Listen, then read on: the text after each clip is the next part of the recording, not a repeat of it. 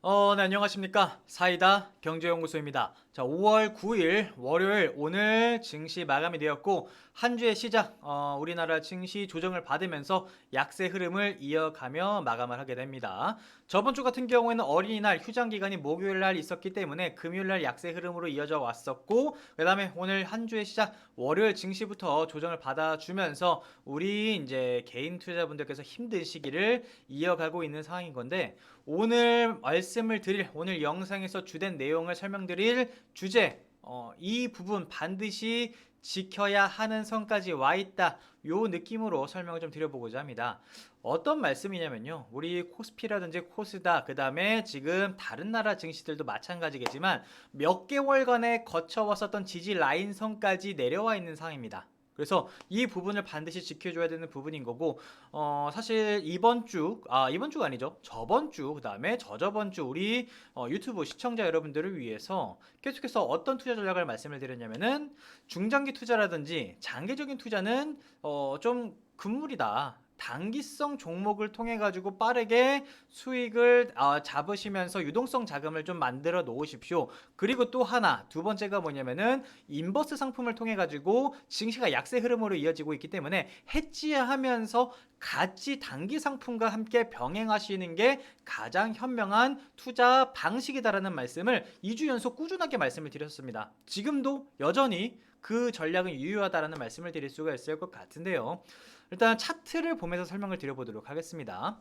자, 여러분들 코스피 같은 경우에는 오늘 1.27% 조정을 받으면서 마감이 되었는데, 어느 정도 조정을 받았냐는 중요하지 않습니다. 일단 여러분들께서 보시면 아시겠지만 저점 부분까지 내려와 있는 상황이죠. 그런데 내일 이제 5월 10일 화요일이 될 것 같은데, 우리나라로서는 이제 중요한 날이죠. 대통령 취임식을 앞두고 있는 상황인지라, 자, 이런 날에는 증시가 조금 반등을 주지 않을까라는 상황도 있을 거고, 여러 가지 이해관계가 복잡하게 있을 겁니다. 오히려 반대로 지금 오늘 같은 경우에는 방산주가 좀 올라가는 모습이 나타났기 때문에, 야, 이거 좀 증시가 하방으로 갈 거냐 상방으로 갈 거냐, 엎치락 뒤치락, 그 다음에 의견도 계속해서 나뉘고 있는 상황입니다. 근데 팩트로만 놓고 본다면 지금은 하방에 대한 확률이 조금 더 높다라는 말씀을 드렸어요. 대신에 하방에 대한 확률이 훨씬 더 높은 상황이고, 그쪽으로 배팅을 하면서 투자 전략을 이어가야 되겠지만, 무조건적으로 증시가 더 하락할 거다라고 예측을 해서도 안 된다. 그리고 정반대로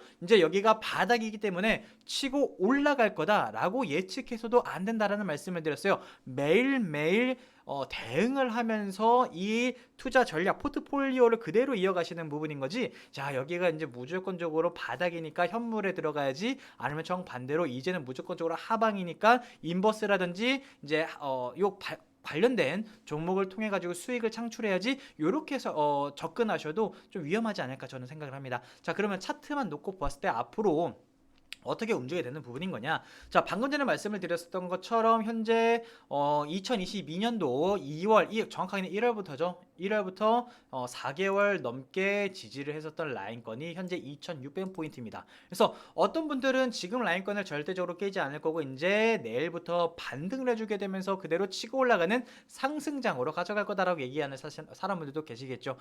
물론 맞는 말일 수도 있습니다. 내일 만약에 강하게 치고 올라가 주게 되면서 단기 매물대를 뚫고 올라가 주게 된다면은 증시는 제가 봤을 때는 지금 현재 수준이 바닥일 가능성도 있습니다. 자, 그런데 여러분들 예측하지 마시라고 말씀을 드렸어요. 주문 캔들로만 놓고 본다면은 일단 쉽지 않은 매물대입니다. 쉽지 않은 매물대이고, 오늘 같은 경우에는 뭐 마찬가지로 수급이 달라붙어주지 않았기 때문에, 자, 월봉 기준으로 놓고 본다 하더라도 일단 2021년도에 대세 상승장까지 가져간 다음에 쭉 눌러주는, 어떻게 본다면은 큰 그림에서는 눌림목 구간일 수도 있겠죠. 만약에 여기서 끌어올려주게 된다면.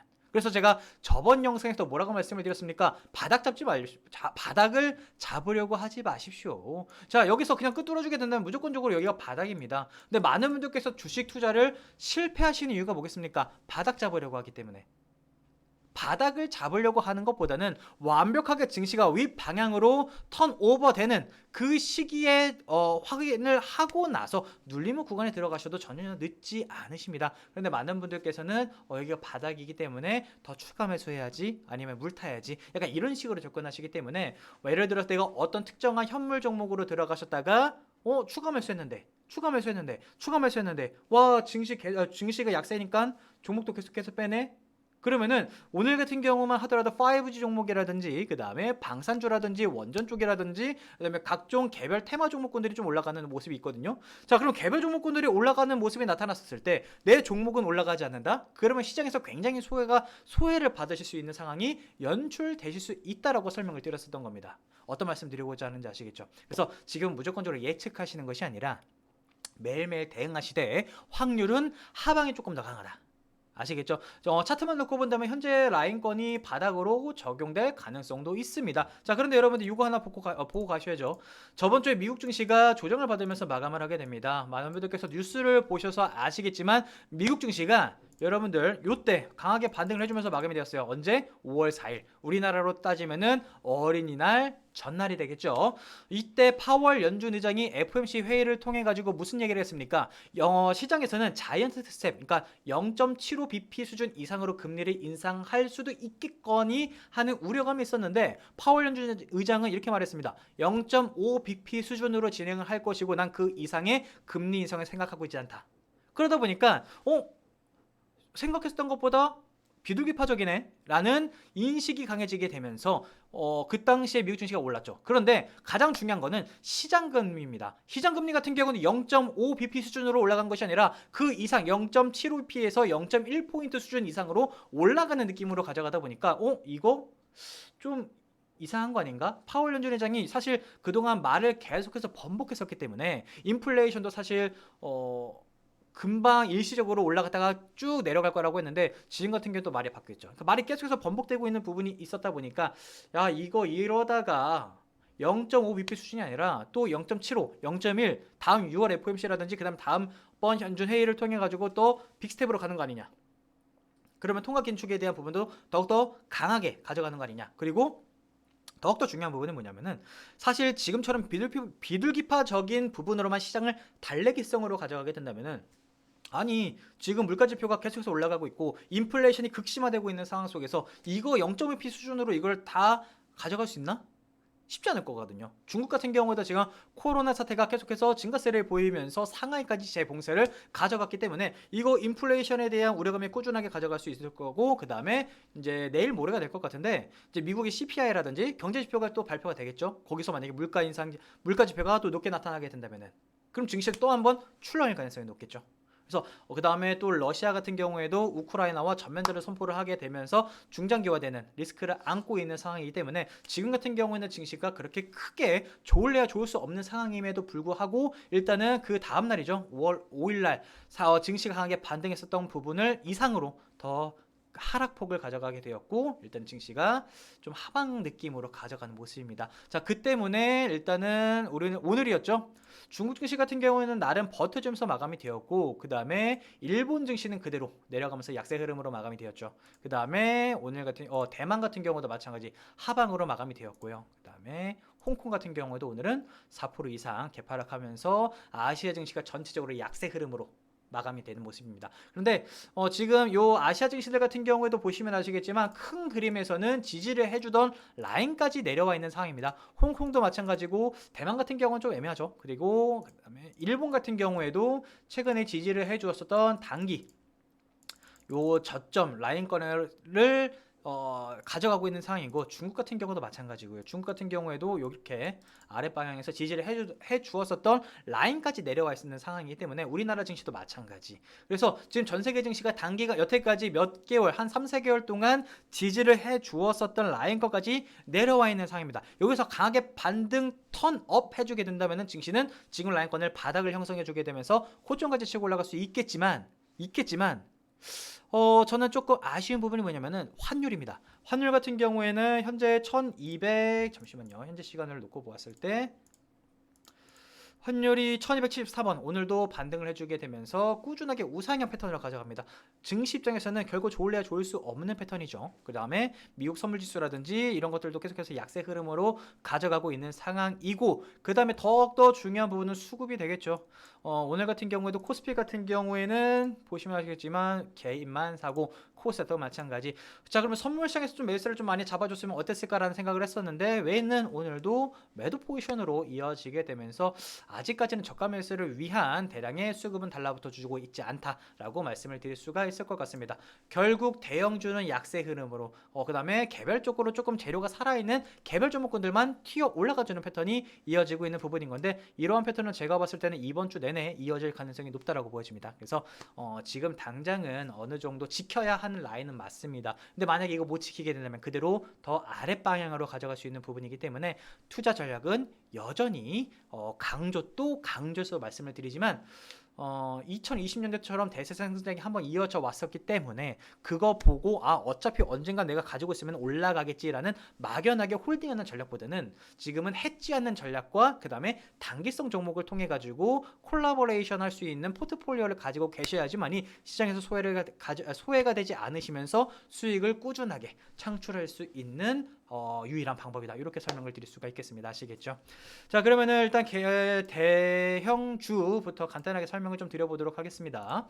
자, 삼성전자입니다. 삼성전자 같은 경우는 오늘 장 초반에 한 0.6포인트 좀 반등해주는 모습이 나타났지만 역시나 매도 물량이 나타나주게 되면서 오늘도 외인과 기관은 매도세를 가져가주는 모습으로 약세 흐름으로 마감이 되었고요.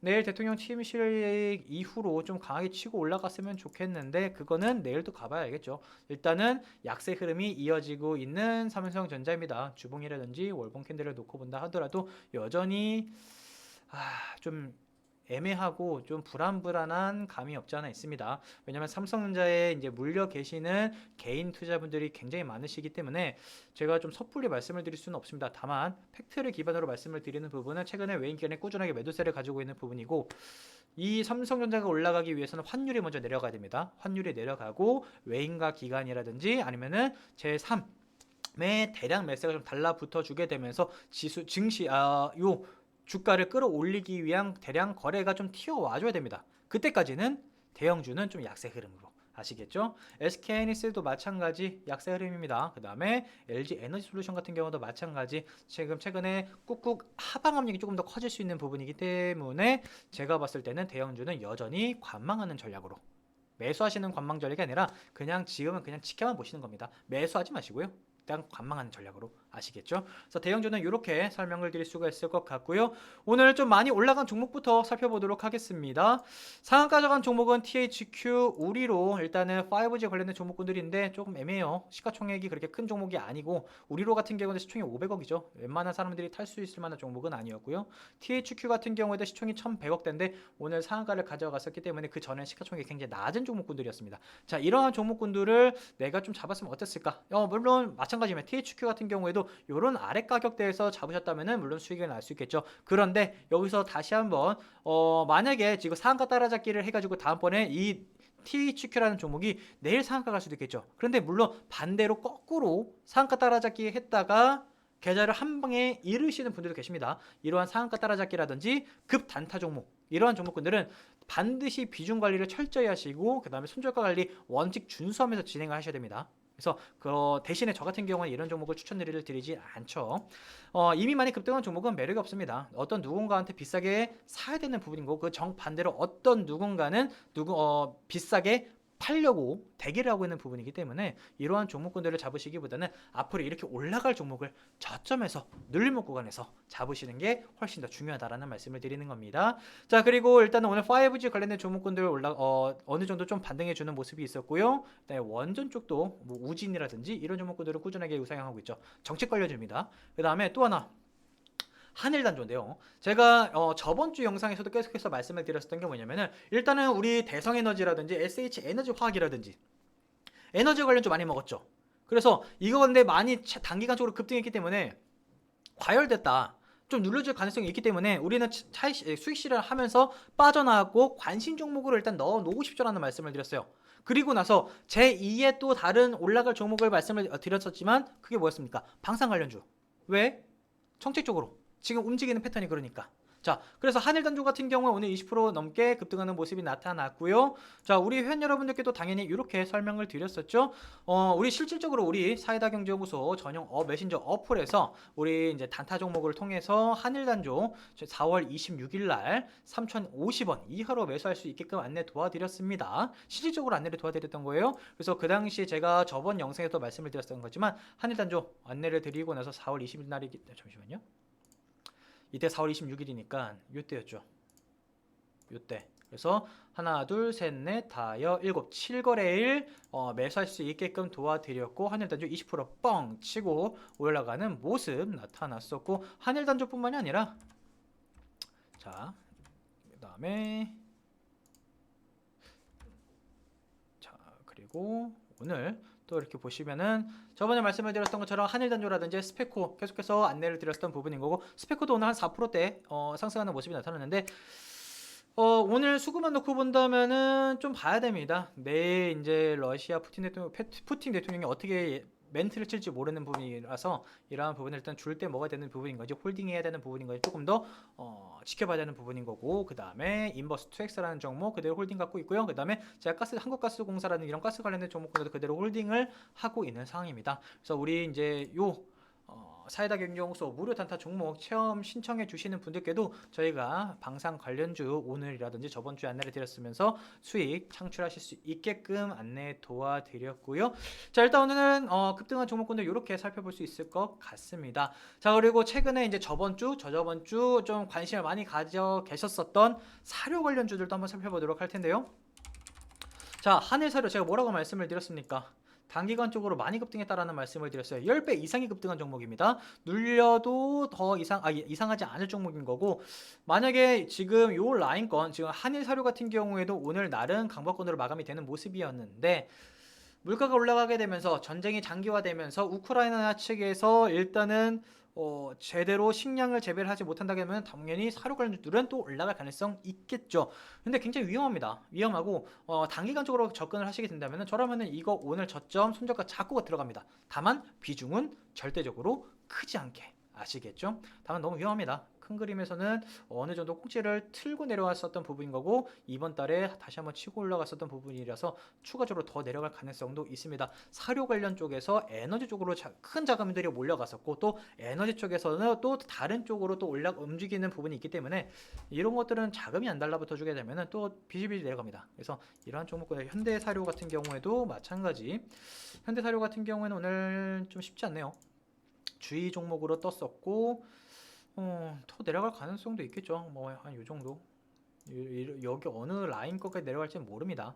근데 이런 것들은 그냥 저는 지금 당장은 수급은 아직 크게 빠져나가진 않았지만 관심 종목을 넣어 놓으시기만 하시면 되겠다. 매수는 좀 위험하다라는 말씀을 드릴 수가 있을 것 같고 그 다음에 우리 수익 받았었던 대성에너지 같은 경우에는 제가 저번 주에 뭐라고 말씀을 드렸습니까? 관심 종목으로 넣어 놓으십시오. 왜? 아직 완벽하게 끝난 것 같지 않다라는 말씀을 드렸어요. 그래서 전쟁이 장기화되게 된다면 에너지 쪽의 수급은 다시 한번 모일 가능성이 높겠고 타점은 잘 잡으면 된다라는 말씀을 드렸었는데 수급 꾸준하게 달라붙어 주고 있죠. 대성에너지 같은 경우에도 오늘도 수급 좀 달라붙어 주게 되면서 어딜지만 좀 지켜봐 주면 될 것 같습니다. 그 다음에 SH에너지화학 같은 경우에도 꾹꾹꾹 눌러주죠. 거래량 없이 달라붙어 주게 되면서 일단은 10선에서 지지를 해주고 있는 부분인 건데 이거 뚫고 내려갈 수 있습니다. 어디가 바닥일지 예측하지 마시고 단기적으로 좀 매수가 강하게 달라붙어 주게 되면서 지수가 조정받는 것이 아니라 조정을 이제 다 받고 어느 정도 지지 받은 다음에 그대로 끌어올리려는 모습이 나타났을 때 들어가셔도 충분하다. 바닥 잡으려고 하지 마십시오. 아시겠죠?